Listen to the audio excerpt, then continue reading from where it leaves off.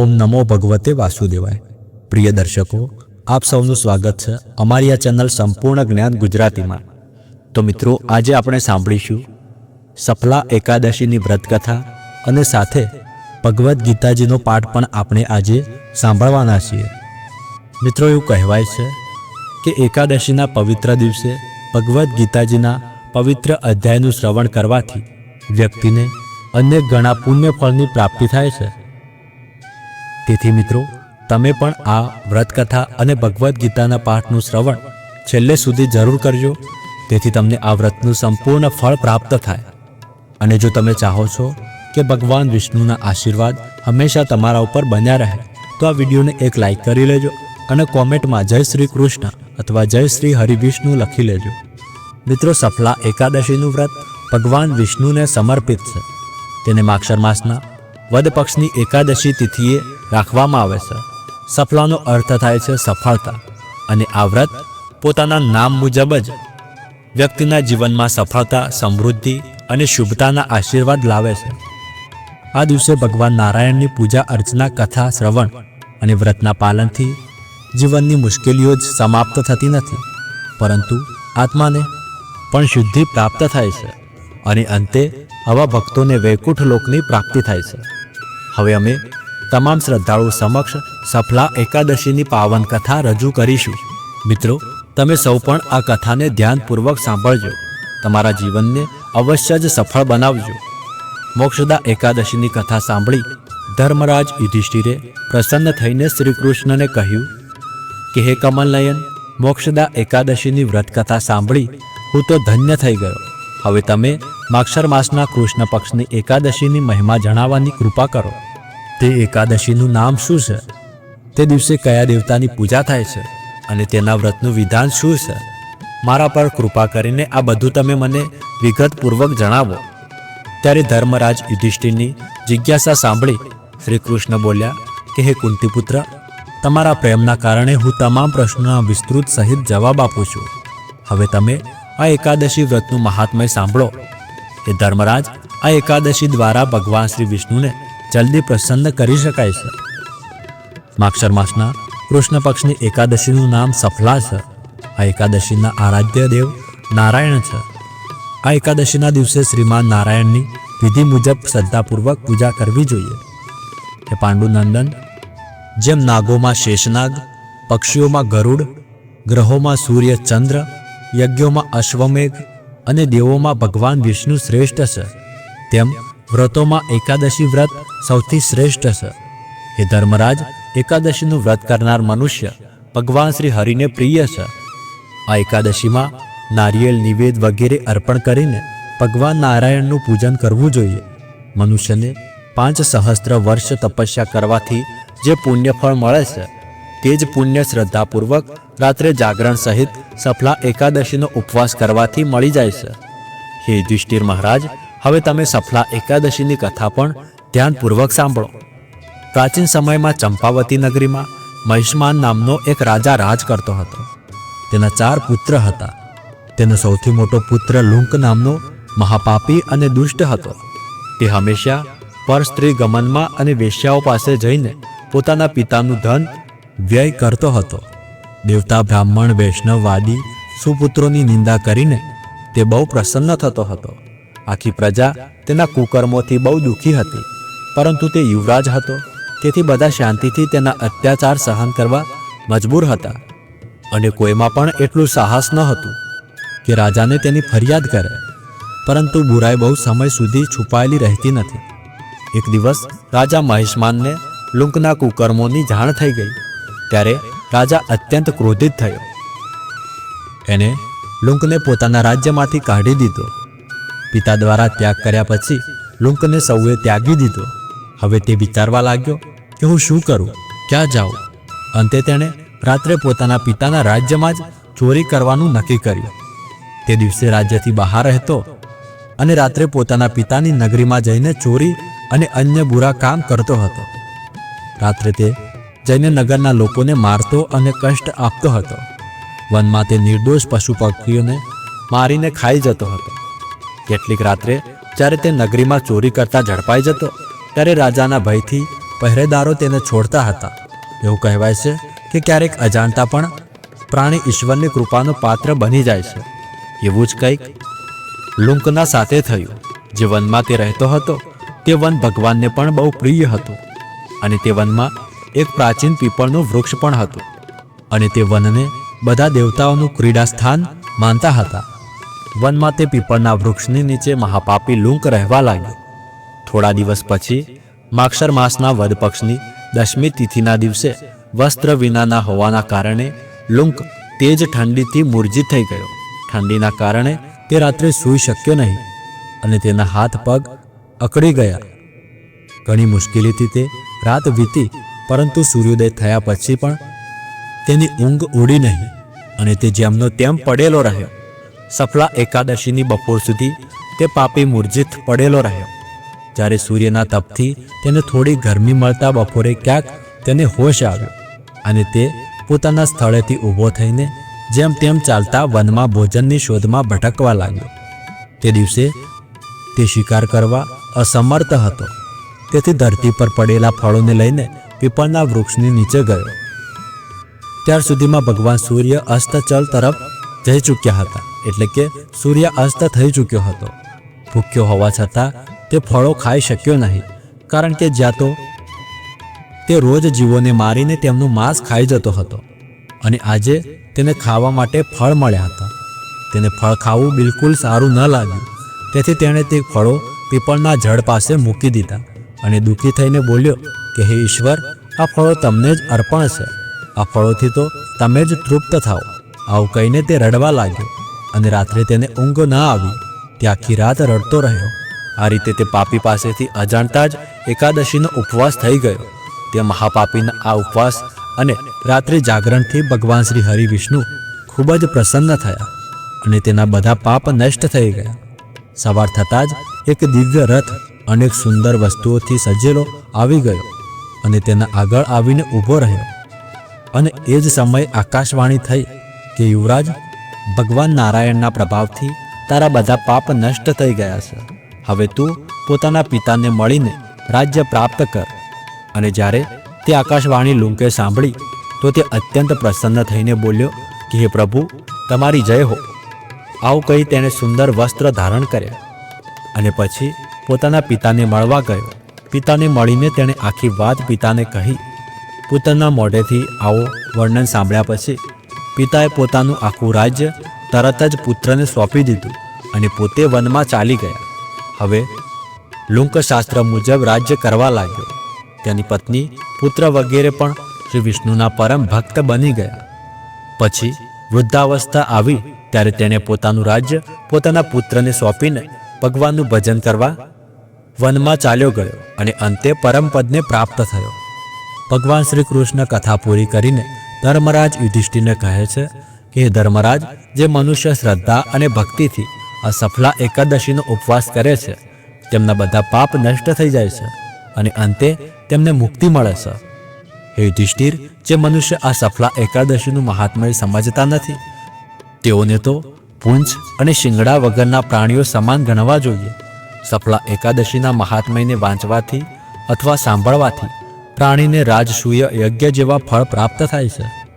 આ કથાનો સાર એ છે કે આ સફલા એકાદશીની કથા આપણને ભગવાન અતિ કૃપાળુ છે તેનો અનુભવ કરાવે છે. જો કોઈ મનુષ્ય અજ્ઞાનવશ અજાણતા પ્રભુનું સ્મરણ કરી લે તો પણ તેને પૂર્ણ ફળ મળે છે. જો મનુષ્ય નિષ્કપટ ભાવથી પોતાના પાપોની ક્ષમા માંગે તો ભગવાન તેના મોટાથી મોટા પાપો પણ ક્ષમા કરી દેશે. લુંક જેવા મહાપાપી પણ ભગવાન શ્રી હરિની કૃપાથી જ વૈકુંઠનો અધિકારી બન્યો. તો આજે અહીંયા સફલા એકાદશીની વ્રતકથા સમાપ્ત થઈ, અને હવે આપણે શ્રવણ કરીશું ભગવદ્ ગીતાજીના પવિત્ર અધ્યાય 3નું. તો મિત્રો, હજી સુધી તમે અમારા વિડીયોને લાઇક ન કર્યો હોય તો એક લાઇક અવશ્ય કરી લેજો, અને કોમેન્ટમાં જય શ્રી કૃષ્ણ લખી લેજો, જેથી આ વ્રતનું સંપૂર્ણ ફળ તમને પ્રાપ્ત થાય અને ભગવાન વિષ્ણુની કૃપા પણ તમને પ્રાપ્ત થઈ જાય. તો આ અધ્યાયમાં શ્રી કૃષ્ણ અર્જુનને કહે છે કે સાચો માર્ગ કર્મ છોડવાનો નથી, પરંતુ કર્મને ઈશ્વરને અર્પણ કરીને નિષ્કામ ભાવથી કરવાનો છે. કર્મ આ વિશ્વને ચાલતું રાખે છે. કર્મ જ સમાજને સ્થિર રાખે છે. અને કર્મ જ મનુષ્યને ઉન્નતિ તરફ લઈ જાય છે. જો દરેક મનુષ્ય પોતાનું કર્તવ્ય છોડે તો સમગ્ર વ્યવસ્થા ખોરવાઈ જાય છે. આથી જ ભગવાન અર્જુનને કહે છે કે તારા કર્મ કર, પરંતુ ફળની આસક્તિ રાખીને નહીં. કર્મ માત્ર તારી જવાબદારી છે અને ફળ મારા ઉપર છે. આ અધ્યાયમાં આપણે જાણીશું કર્તવ્ય કેમ મહત્વનું છે, નિષ્કામ કર્મ શું છે, કેમ ભગવાન કહે છે કે કર્મ કર્યા વગર જીવન શક્ય નથી, કર્મફળની આસક્તિ મનને કેવી રીતે બાંધી દેશે અને કર્મયોગ અપનાવવાથી માણસ જીવનના દુઃખ સુખથી ઉપર કેવી રીતે ઉઠે છે. કર્મયોગનો માર્ગ એ માત્ર યોદ્ધાઓ માટે જ નહીં, પરંતુ દરેક ઘરેલું, વિદ્યાર્થી, કર્મચારી, વેપારી અને પરિવારજનો માટે સમાન રીતે ઉપયોગી માર્ગ છે. તો ચાલો આજના આ આત્મપ્રેરણાદાયક પ્રવાસમાં ભગવદ્ ગીતાના 3જા અધ્યાય કર્મયોગની શરૂઆત કરીએ અને ભગવાન શ્રી કૃષ્ણના દિવ્ય ઉપદેશોને હૃદયપૂર્વક સાંભળીએ. આ અધ્યાયમાં શ્રી કૃષ્ણ સમજાવે છે કે સર્વ જીવ તેમના મૂળભૂત પ્રાકૃતિક ગુણોને આધારે કર્મ કરવા વિવશ છે અને એક ક્ષણ માટે પણ કોઈ પણ જીવ કર્મ કર્યા વિના રહી શકતો નથી. જે લોકો કેવળ ભગવા વસ્ત્રો ધારણ કરીને બાહ્ય રીતે વૈરાગ્યનું પ્રદર્શન કરે છે અને આંતરિક રીતે ઇન્દ્રિય વિષય ભોગ પ્રત્યે આસક્ત રહે છે, તેઓ પાખંડી છે.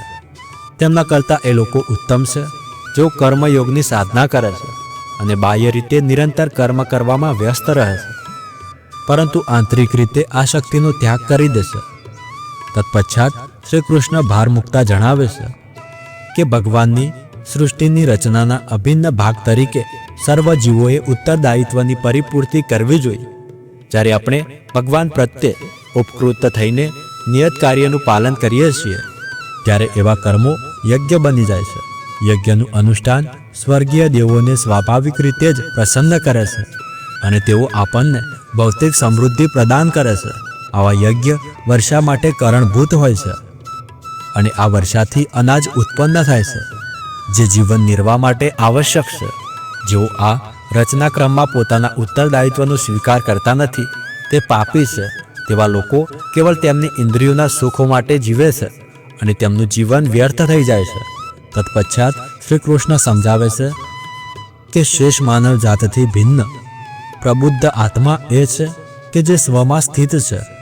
તેઓ શારીરિક ઉત્તરદાયિત્વનું વહન કરવા બંધાયેલા હોતા નથી, કારણ કે તેઓ આત્માના સ્તરે ઉચ્ચતર ઉત્તરદાયિત્વનું પાલન કરતા હોય છે.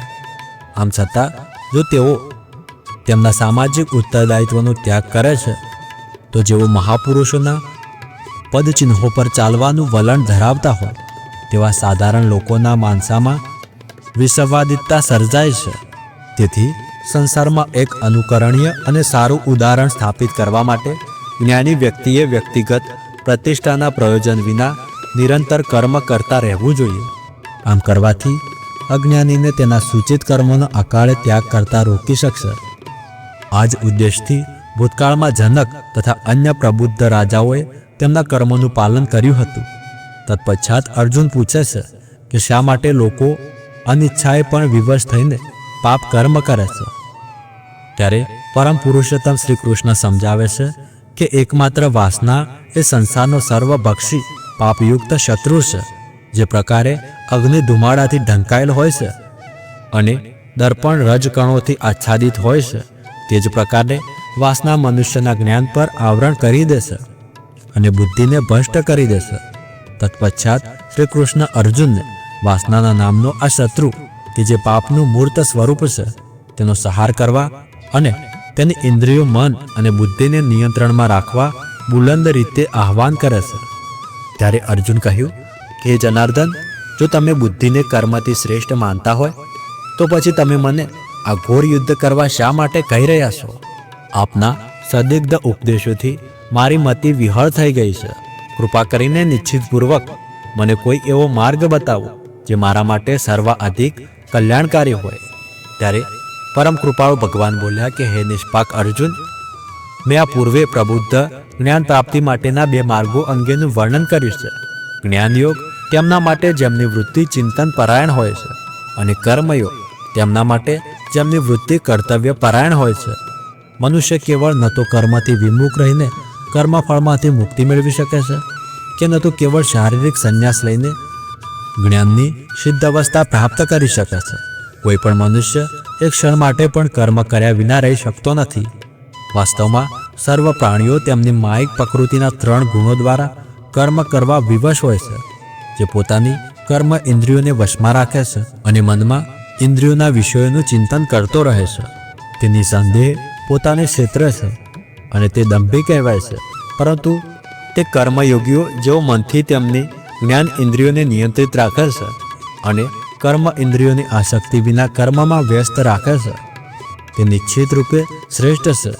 આ રીતે તારે નિયત વૈદિક કર્તવ્યનું પાલન કરવું જોઈએ, કારણ કે કર્મ ન કરવા કરતાં કર્મ કરવું એ અધિક શ્રેષ્ઠ છે. કર્મનો ત્યાગ કરવાથી તારું શારીરિક નિર્વાહ પણ શક્ય નહીં બને. કર્મ ભગવાનની પ્રીતિ અર્થે તથા યજ્ઞ તરીકે કરવું જોઈએ, અન્યથા આ ભૌતિક જગતમાં કર્મ બંધનનું કારણ બને છે. તેથી હે કુંતીપુત્ર, ભગવાનની પ્રસન્નતા અર્થે ફળમાં આસક્તિ રાખ્યા વિના તારા નિયત કર્મો કર. સૃષ્ટિના પ્રારંભે બ્રહ્માએ મનુષ્યનું સર્જન તેમના કર્તવ્યો સાથે કર્યું અને કહ્યું, આ યજ્ઞનું પાલન કરીને સમૃદ્ધ થાઓ, કારણ કે તે તમે જે કંઈ પણ પ્રાપ્ત કરવા ઈચ્છો તે પ્રદાન કરશે. તારા યજ્ઞ દ્વારા દેવતાઓ પ્રસન્ન થશે અને માનવો તથા દેવતાઓ વચ્ચેના સહયોગના પરિણામ સ્વરૂપે સૌને સુખ સમૃદ્ધિ પ્રાપ્ત થશે. યજ્ઞ સંપન્ન કરવાથી પ્રસન્ન થઈને સ્વર્ગીય દેવતાઓ તમારા જીવન નિર્વાહ માટે ઇચ્છિત સર્વ આવશ્યકતાઓની પૂર્તિ કરશે. પરંતુ જેઓ આ પ્રાપ્ત ઉપહારોને દેવતાઓને અર્પણ કર્યા વિના ભોગવે છે, તેઓ નિસંકોચ ચોર છે. આધ્યાત્મિક મનોવૃત્તિ ધરાવતા ભક્તો પ્રથમ યજ્ઞને અર્પિત કરેલું ભોજન ગ્રહણ કરે છે, તેથી તેઓ સર્વ પ્રકારના પાપોમાંથી મુક્ત થઈ જાય છે. અન્ય લોકો જેઓ પોતાની ઇન્દ્રિયોની તૃપ્તિ માટે ભોજન બનાવે છે, તેઓ નિશંક પાપ જ ખાય છે. સર્વ જીવન પ્રાણીઓ અન્ન પર નિર્ભર રહે છે અને અન્ન વર્ષાથી ઉત્પન્ન થાય છે. વર્ષા યજ્ઞ કરવાથી વરસે છે અને યજ્ઞ નિયત ધર્મનું પાલન કરવાથી સંપન્ન થાય છે. વેદોમાં મનુષ્યો માટેના કર્તવ્યનું વર્ણન કરવામાં આવ્યું છે અને વેદો સ્વયં ભગવાનમાંથી પ્રગટ થયા છે. તેથી સર્વવ્યાપક ભગવાન શાશ્વત રીતે યજ્ઞમાં કર્મમાં વિદ્યમાન રહે છે. હે પાર્થ, વેદો દ્વારા સ્થાપિત યજ્ઞ ચક્રમાં જે મનુષ્ય પોતાના ઉત્તરદાયિત્વનો સ્વીકાર કરતો નથી તે પાપી છે. તેઓ કેવળ તેમની ઇન્દ્રિયોના સુખ પ્રમાદ માટે જીવે છે. વાસ્તવમાં તેમનું જીવન વ્યર્થ છે. પરંતુ જે મનુષ્ય આત્મા આનંદમાં જ સ્થિત છે અને જેમનું જીવન આત્મા પ્રકાશિત તથા પૂર્ણપણે આત્મા સંતુષ્ટ હોય છે, તેમના માટે કોઈ કર્તવ્ય શેષ રહેતું નથી. આવા આત્મ સાક્ષાત્કાર પ્રાપ્ત કરેલા આત્માઓને તેમના કર્તવ્ય પાલન કરવાથી કે તેનો ત્યાગ કરવાથી કંઈ પણ પ્રાપ્ત કરવાનું કે ગુમાવવાનું રહેતું નથી. ન તો તેમને તેમની સ્વાર્થ પૂર્તિ માટે અન્ય કોઈ જીવો પર નિર્ભર રહેવાની આવશ્યકતા હોય છે. તેથી આ શક્તિનો ત્યાગ કરીને પોતાનું કર્તવ્ય સમજીને નિરંતર કર્મ કર, કારણ કે ફળમાં આસક્તિ રાખ્યા વિના કર્મ કરવાથી મનુષ્યને પરમેશ્વરની પ્રાપ્તિ થાય છે. રાજા જનક અને અન્ય મહાપુરુષોએ તેમના નિયત કર્તવ્યનું પાલન કરીને સિદ્ધિ પ્રાપ્ત કરી હતી. વિશ્વના કલ્યાણ અર્થે અનુકરણીય ઉદાહરણ પૂરું પાડવા તારે પણ તારા કર્તવ્યનું પાલન કરવું જોઈએ. જે કંઈ પણ મહાન કર્મો મહાન વ્યક્તિઓ દ્વારા કરવામાં આવે છે, સાધારણ જન સમુદાય તેનું અનુસરણ કરે છે. જો કોઈ આદર્શ તેમના દ્વારા પ્રસ્થાપિત કરવામાં આવે છે, તેને સમગ્ર સંસાર અનુસરે છે. હે પાર્થ, ત્રણેય લોકોમાં મારા માટે કોઈ કર્તવ્ય નથી. ન તો મારા માટે કંઈ મેળવવાનું છે કે ન તો પ્રાપ્ત કરવાનું છે. આમ છતાં હું નિયત કર્મોમાં વ્યસ્ત છું. જો હું નિયત કર્મો સાવધાનીપૂર્વક ન કરું તો હે પાર્થ, સર્વ મનુષ્ય સર્વ પ્રકારે મારા માર્ગોનું અનુસરણ કરશે. જો હું નિયત કર્મ કરવાનું ન કરું તો આ બધા લોકોનો વિનાશ થઈ જાય. તેના કારણે જે અરાજકતા પ્રવર્તે અને એ રીતે સમગ્ર માનવજાતિની શાંતિનો વિનાશ થઈ જાય, તે માટે હું ઉત્તરદાયી હોઈશ.